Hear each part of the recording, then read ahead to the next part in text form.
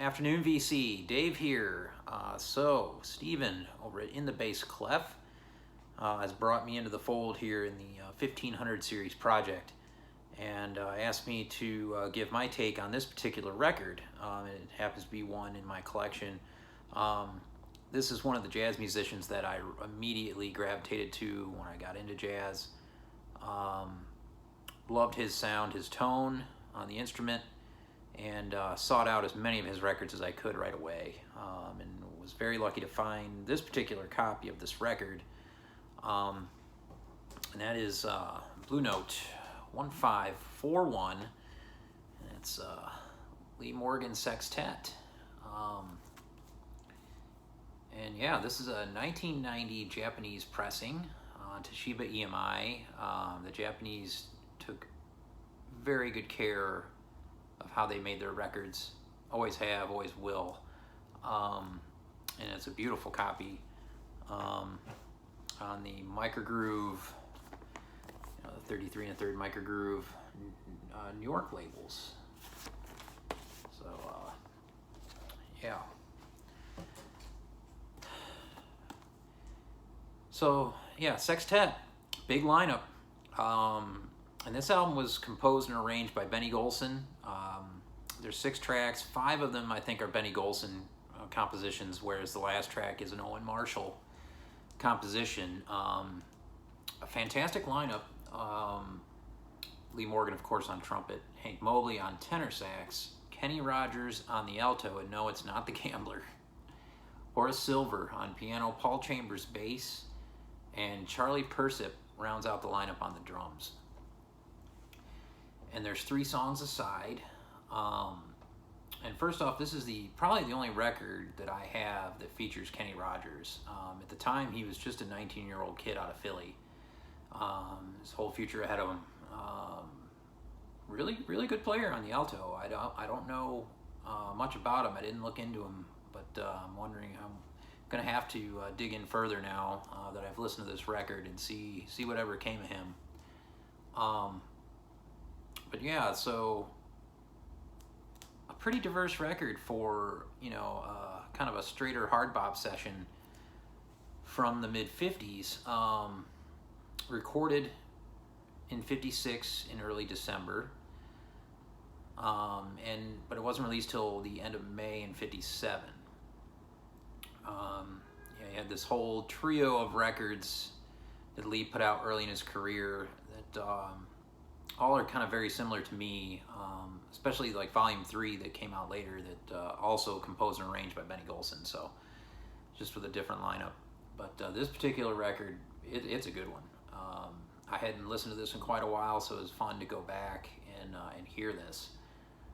So it starts off with track Whisper Not on this record, and it's a hard one to place because it's not a slow song, but it's also not really a mid-tempo. I don't know, it's kind of somewhere in between. But I dig it. Good track. Some soloing here from just about everybody. Kenny Rogers gets a small solo, and then Hank Mobley. He was playing great on this. His tone was nice. And Horace Silver too here. But then you move to Latin Hangover, and man, yeah, this one here, it picks up the pace, and Paul Chambers has a really killer bass solo on that track. I don't know why that really sticks out to me in my mind on Latin Hangover. It's good, and again, Hank Mobley's playing in Latin Hangover is fantastic, and of course Lee as well. Now, Lee really opens up in that track, whereas on Whisper Not, the first track, he was using a mute for part of it, kind of going back and forth, I think, on that one. But Latin Hangover, he really gets into it. Some brilliant soloing from Lee Morgan on Latin Hangover. And then you move to his sister, and you know, you start out, and then boy, when that track gets going, it's a head bobber.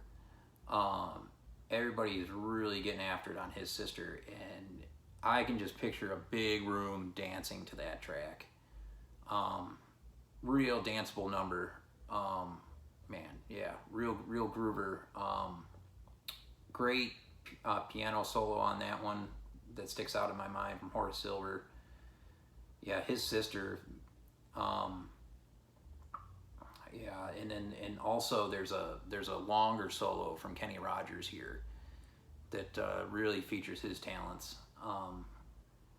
Great cut, and when you move to side two, they don't let up. Slightly hep, kind of keeps the pace going. Yeah, that one I really dig too.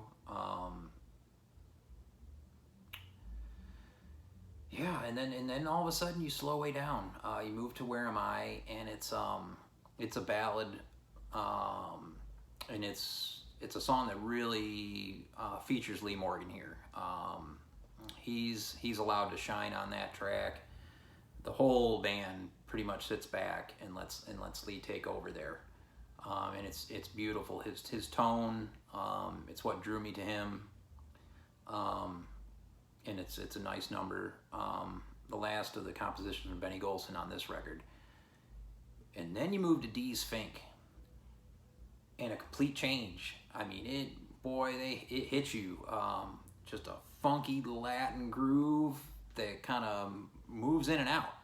It takes you to a standard groove, and then by the end you're back into that Latin groove. And Paul Chambers is killing it again. And yeah, Charlie Persip too. He's got some sick drum solos on this record. Yeah, this is a good one for going back into the 50s. Lee Morgan Sextet, Blue Note 1541. Yeah, just